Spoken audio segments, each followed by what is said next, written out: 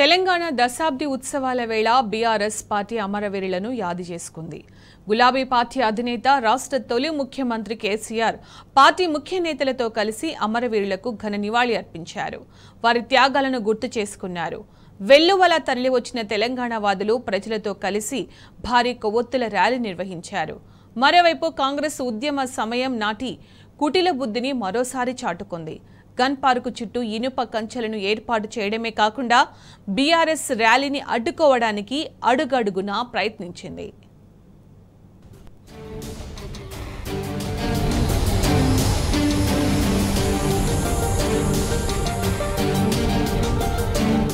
తెలంగాణ దశాబ్ది ఉత్సవాలను పురస్కరించుకొని బీఆర్ఎస్ పార్టీ అమరవీరుల త్యాగాలను స్మరించుకుంది.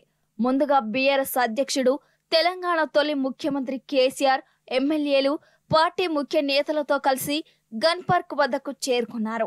తెలంగాణ అమరవీరులకు నివాళులర్పించి వారి త్యాగాలను స్మరించుకున్నారు.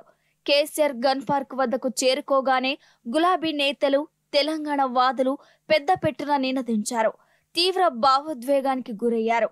అనంతరం కేసీఆర్ గన్ పార్క్ వద్ద కొవ్వొత్తుల ర్యాలీని ప్రారంభించారు. అక్కడి నుంచి గులాబీ శ్రేణులు, పార్టీ ముఖ్య నేతలు, భారీగా తరలి వచ్చిన తెలంగాణ వాదులు కొవ్వొత్తులతో ర్యాలీగా బయలుదేరారు. ర్యాలీకి ముందు కళాకారులు, ఆ తర్వాత బీఆర్ఎస్ వర్కింగ్ ప్రెసిడెంట్ కేటీఆర్, మాజీ మంత్రి టి హరీష్ రావు తదితర నేతలు నినదిస్తూ గులాబీ దండుతో కలిసి గన్ పార్క్, రవీంద్ర భారతి మీదుగా సెక్రటేరియట్ వైపు సాగారు. గన్ పార్క్ నుంచి సెక్రటేరియట్, అమరజ్యోతి వరకు ఈ కొవ్వొత్తుల ర్యాలీ నిర్వహించారు.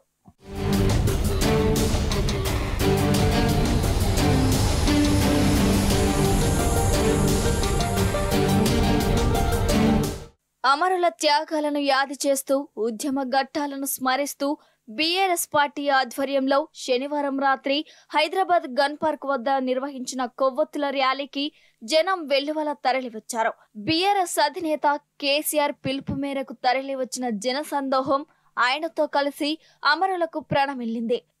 వేల నివాళులు అర్పించింది.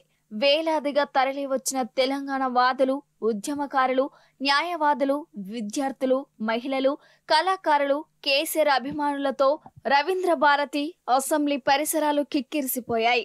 జై తెలంగాణ, జై జై తెలంగాణ, అమరవీరులకు జోహార్ అన్న నినాదాలు ఆ ప్రాంగణమంతా మారుమోగాయి. ప్రతి ఒక్కరిలో ఉద్యమం నాటి స్ఫూర్తి మరోసారి తొణికిసలాడింది. అటు సంస్కృతి, సాంప్రదాయాలు ఉట్టిపడేలా కళాకారులు ప్రదర్శనలిచ్చారు. జోహారులు, జోహారులు, అమరులకు జోహార్ అంటూ ఎమ్మెల్సీ దేశపతి శ్రీనివాస్ పాడిన పాట ప్రతి నోట ప్రతిధ్వనించింది. అటు కేసీఆర్ అభిమానులు తమ అధినేత, అభిమాన నాయకుడిని ఫోన్లో బంధించుకోవడానికి పోటీ పడ్డారు. కేటీఆర్, హరీష్ రావుతోనూ సెల్ఫీలు దిగారు.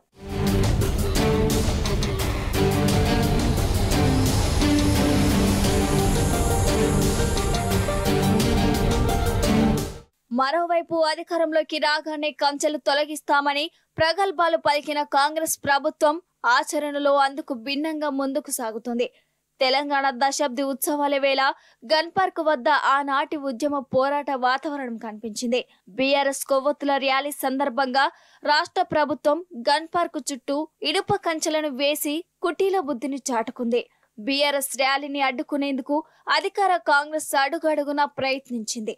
బీఆర్ఎస్ నేతలు నివాళులు అర్పించిన తర్వాత వాటిని తొలగించింది.